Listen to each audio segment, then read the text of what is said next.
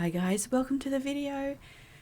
Today we are going to, let's see, as soon as I press the camera on, my mind just goes blank. So yes, but today we are going to do some favorite mixes. I'm going to show you kind of through what I've been working on probably for the last 3 weeks, and yeah, we'll talk about some of those mixes and then we'll paint a few things as well. So this book that I am sketching and painting in, this one we made in the last video, so I have been really loving this one.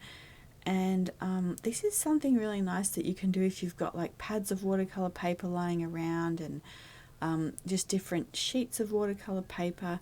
Like, so if you get your favorite paper to use, then you can kind of tear that up to create a sketchbook like this. So yeah, and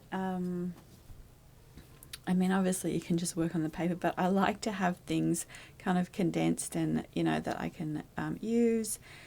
And yeah, so you can see that I have had landscapes on the brain, and but yeah, just been really enjoying a few different mixes. So we didn't do a February favorites.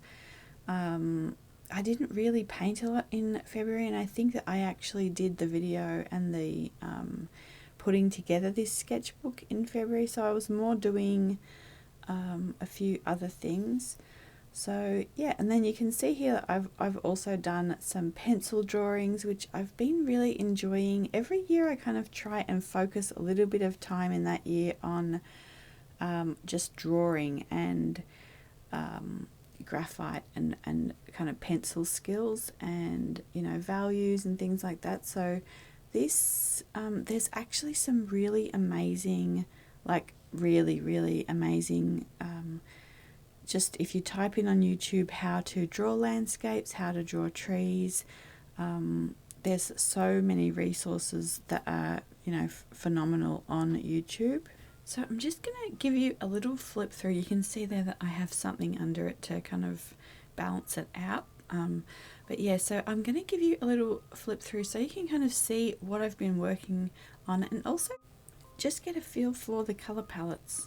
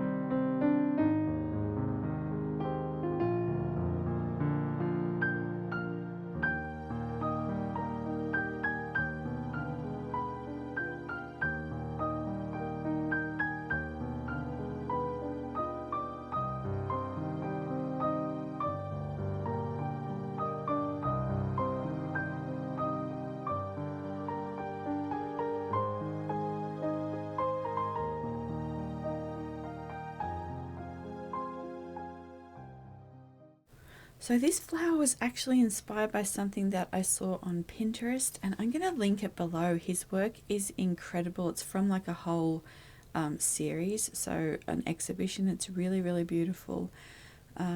Yeah, but it was really enjoyable. You know, I love to do the kind of layered, transparent petals, and yeah, so I'm also just working on a couple of ideas for some upcoming possible Instagram lives, so I'll keep you updated. But yeah, so you can see here I'm just kind of showing you the other 2 sketchbooks that I have with really good watercolor paper. One is this one. This is the Caval, and it's got the beautiful edges. This one is the Holbein White Ibis, and this only has a couple of pages, but I do really love this paper, and I love both of these sketchbooks, so I am a little bit precious with them.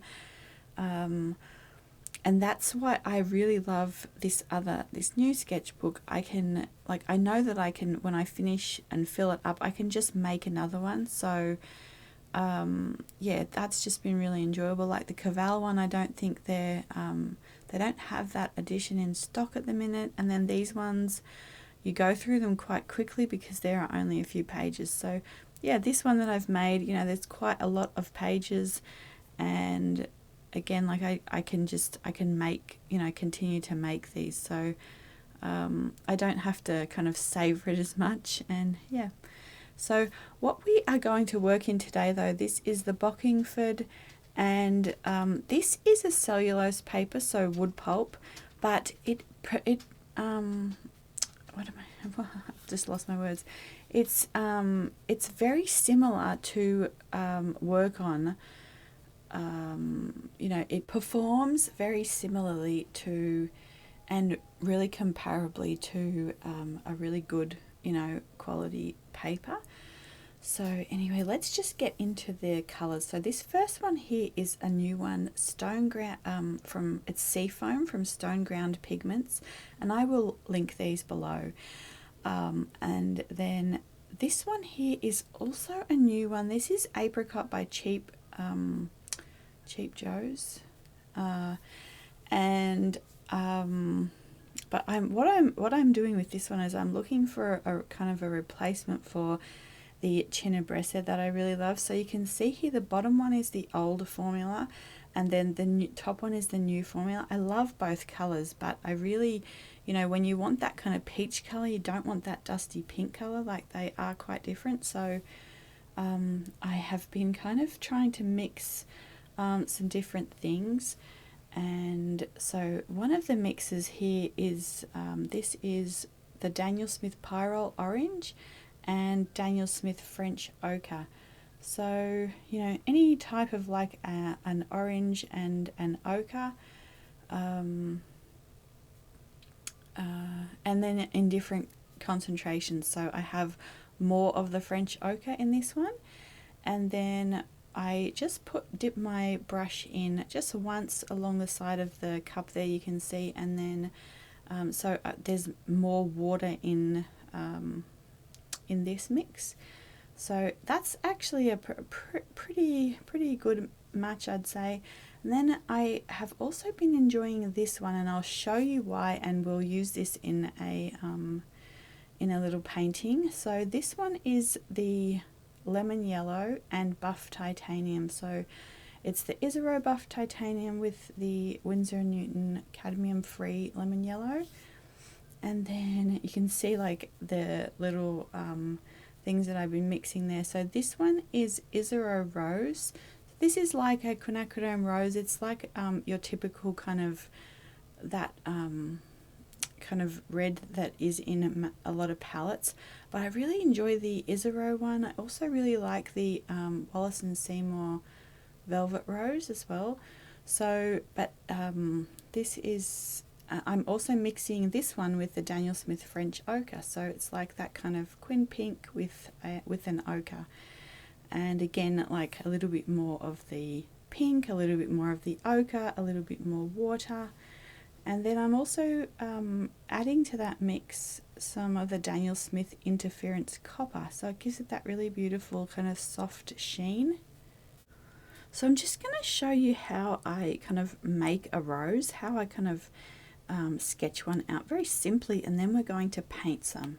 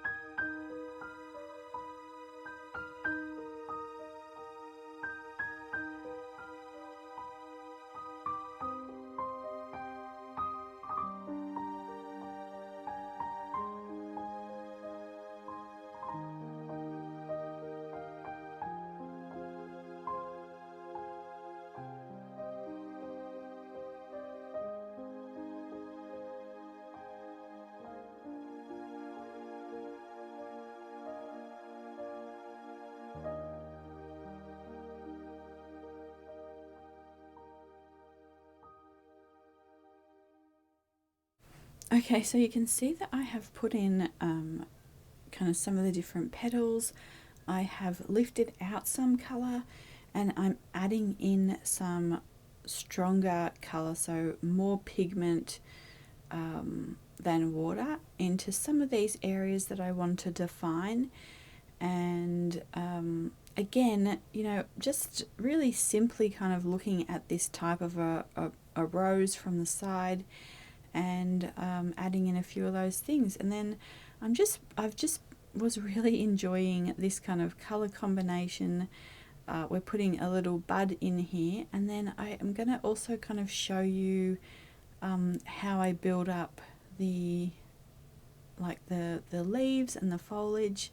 So I've been really thinking about like just drawing rose bushes, just making some large paintings of actual full-sized roses and rose bushes. So yeah, just something, and again, that's where, you know, the kind of the place to work out a lot of these things is, for me, is in my sketchbook. So yeah, and then you can see here, like I've put this little frame, the little border, which I really love, and that, and sort of I am, you can see that like when I paint, I'm not going exactly to the edge of the pencil mark.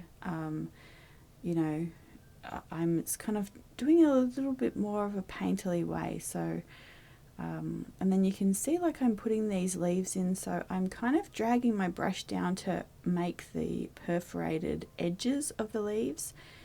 I'm also, I have more pigment than water in a lot of these instances, so you can see that the brush is doing a little bit of dry brushing on this paper, which I'm also enjoying that effect and kind of playing with that effect.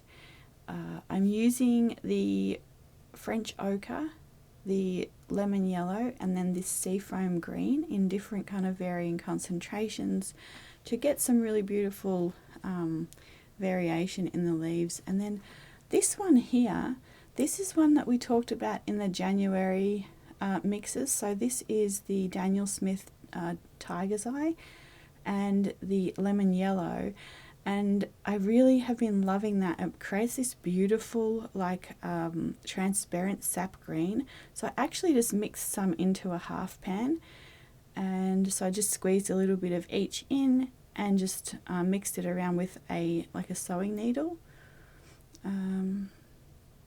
Yeah, and then this one here is Pyrrol green. So once that initial leaves are dry, so you've got to wait for it to dry, and then you can glaze over the top of it. And so I just use the Pyrrol green, and I am creating some like the leaves on the bud and just some smaller leaves sort of around. So again, like I'm using some more watered out washes, and I mix those kind of three together, and yeah, just create like, just start to build up the bush.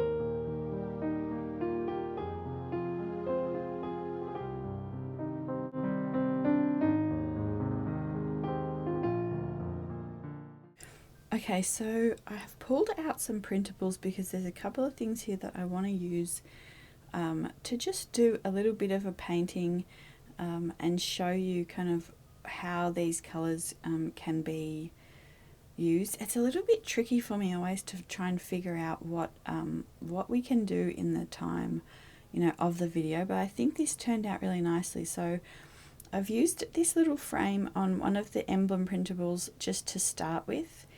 And you can see that when I am doing, and I do have a couple of videos about how to create these emblems, but you can see that when I'm creating and drawing them, I do one on the left side and then one on the right side, and that helps to give a little bit more symmetry and just balance. And you also just remember, you know, what you were drawing. Like if you draw the one side and then you go back and try and draw the other side, it's a little bit trickier to mirror that. So yeah, it's basically consists of just a lot of these like half curves, and I'll also show you a little bit later in the video how to do these very simply as well. But and then so what I'm adding here is just some little roses at the top there. They've got some kind of botanical situation going on at the top. You can't really, it's quite dense, so you can't really see a lot of the detail, but yeah, and then I'm just creating like a little border at the bottom, and then they have like a little floral garland, so I started to add that in as well. And then I really like doing them kind of off the page like this, but the one directly underneath ends up kind of being more of a shell motif, and we paint that in as part of the emblem. But yeah, so you can see that that is fairly simple. I'm not going overboard in trying to create this very elaborate thing, but then you can, you know, at this stage go in and add some of these extra details that are on the thing. Like here I'm adding a little bit of this kind of shell border, like kind of a frill, and you're really just kind of creating, you can see like some little frilly marks there, and then adding these little the strokes in there to create the creases. So okay, so I wanted to paint this little gate and these really tall cypress trees. So you can see here, so I'm kind of centering this. I think half the time when I'm trying to draw and I'm looking through the camera when I'm holding it, I can't really get it exactly right, so just bear with me. But it's kind of supposed to be centered, but yeah, so we are just kind of drawing this little gate, and then I just simplified it a little bit, and then we're just kind of drawing the outlines of these trees so that we can kind of see where we want them. Now the other thing is that you can use a watercolor pencil that's in a similar color to what you are, you know, trying to draw here. You don't have to use graphite, and I usually use a watercolor graphite. I think this one isn't, but yeah, so this is just the one that I'd been sketching the other tree with. So, but yeah, generally I use the Caran d'Ache Technalo, which I really like, or the Faber-Castell watercolor graphite. And yeah, so we're just adding in just all the little details of the gate, just any like details I like to add in at this stage, rather than kind of try and put them in with watercolor later, so I kind of know where it's all going to be. And then we drew just a little simple driveway going around to the side, so we kind of have that in there, but we are moving it off to the side so we don't have to worry about it. Okay, so then you know, as far as perspective or anything like that, so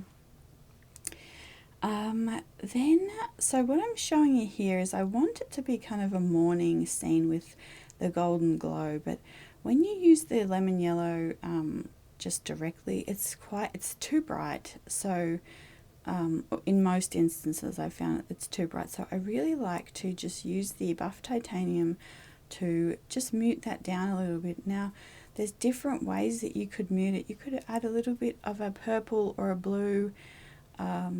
You could also add something warmer to make it like a warmer, like a French ochre or something like that. But I just have found that I really like the softness of the way that the buff titanium still helps it to retain a little bit of that sort of freshness and vibrance, but it just mutes it down a little bit.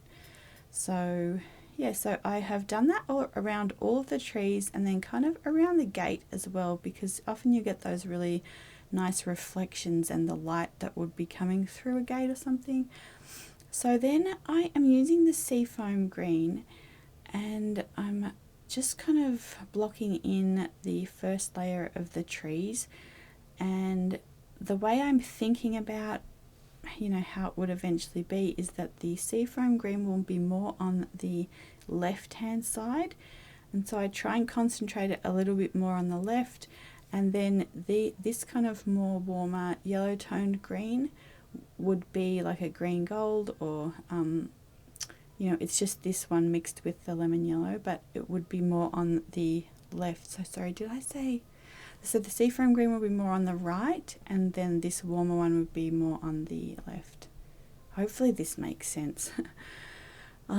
So yeah, then we're just putting the little stone pillars at the sides of the driveway in. So again, I'm using one of my favorite combos for this stone, and that is the French ochre with the Daniel Smith hematite. So the hematite is a very soft, granulating, kind of a brown black, and yeah, just really enjoy the tone that it creates for that. And then one of the things I had never thought of before, for, you know, to use hematite with, but it's really works out really lovely. So this is just hematite for the driveway, and it gives it that really nice soft, you know, you water it down a little bit, and yeah.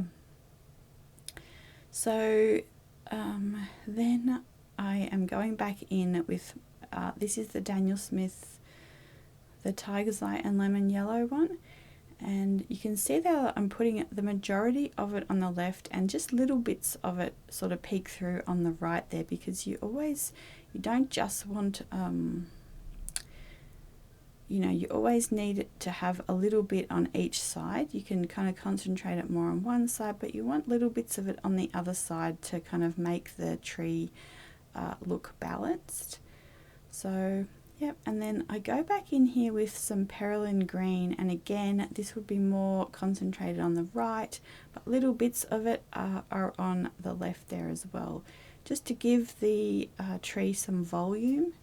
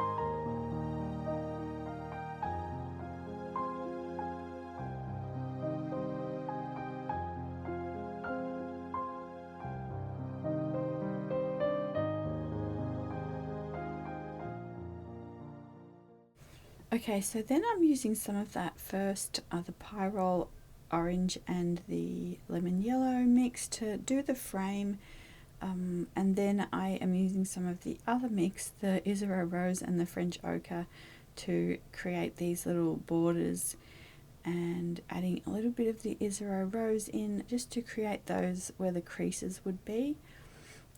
And then the last thing that I do to finish it all off is to take the Winsor Newton Gold ink and my dip pen and just outline some of these areas. And what's very interesting about this is, you know, I was just trying to think of a quick kind of project that we could finish in the, you know, within the frame of the video, and it kind of ended up being like a little wedding invite painting. So, you know, definitely think about, like, every time, even if you're just doing a small and a quick kind of project, and you don't have a lot of time, there's ways to make those really beautiful.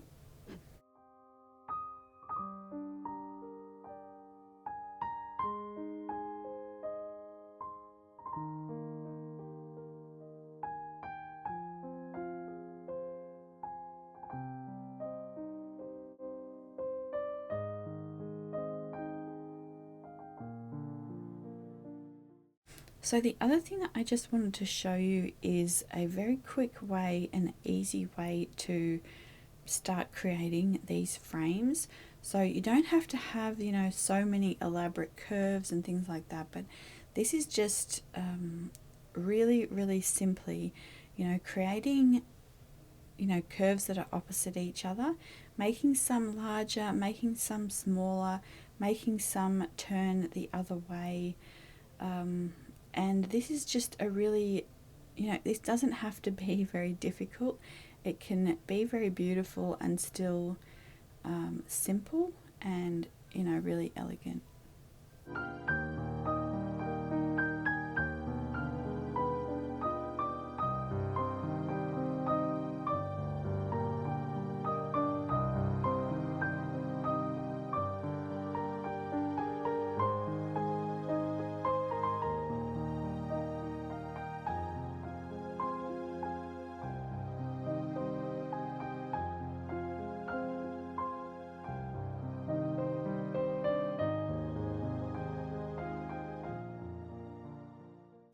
So the other thing is, if you want more info about the actual mixes, you can go back to the January favourite mixes, and particularly like the green one, we talked a lot and we kind of mixed and swatched some different colours there. So you can use like a phthalo green with white, or just a phthalo green with water, and yeah, so there is a lot of info there as well. So I hope you guys are doing really well, and I